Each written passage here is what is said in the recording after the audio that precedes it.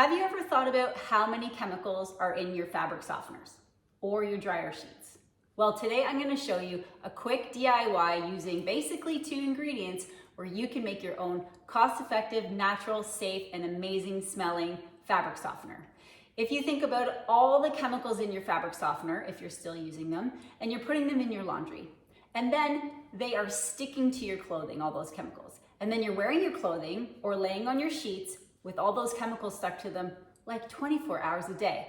Our skin is our largest organ and it's our largest protective organ. So we want to make sure we are not absorbing things into our skin that can impact our body, including our endocrine system, our hormone system.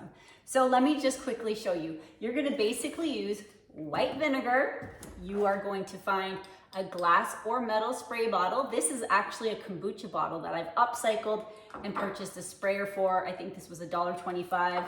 This, I drank the kombucha, so it's good to go. You are gonna take 16 ounces of white vinegar and put it in your glass container, okay? Then you're gonna add essential oils. You can make up your own aroma. The sky is the limit with what you can choose to make. I'm gonna choose, because it's spring where I am, I'm gonna put 20 drops of citrus bloom in here. And I love the aroma of citrus bloom. It makes me happy. I can't wait to think of that aroma on my clothing or when I jump into bed and the sheets smell amazing. If you have young children or babies, you might choose serenity or lavender. And a favorite in my household is citrus bliss. This is a great orangey aroma. It smells like orange creamsicles.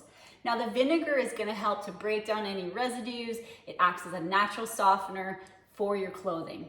All right, and it's gonna break down any water buildup that you might have, and the essential oils are gonna work to add beautiful aroma without the toxic chemicals. So that's basically it.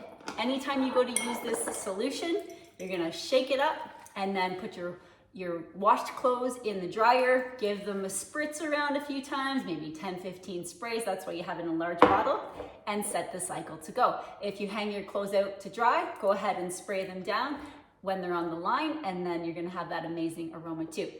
One little last tip for you, make sure you label your bottles. If you're like me, you probably have a ton of different spray bottles around your home, and sometimes you forget what's in them. So this is actually my washing machine cleaner spray that I have to label later. A Sharpie, or if you have a Cricut, go ahead and use that, and that way you'll remember. So I hope you found that helpful. If you did, please like, subscribe, and share this video so that more people can find natural, cost-effective solutions.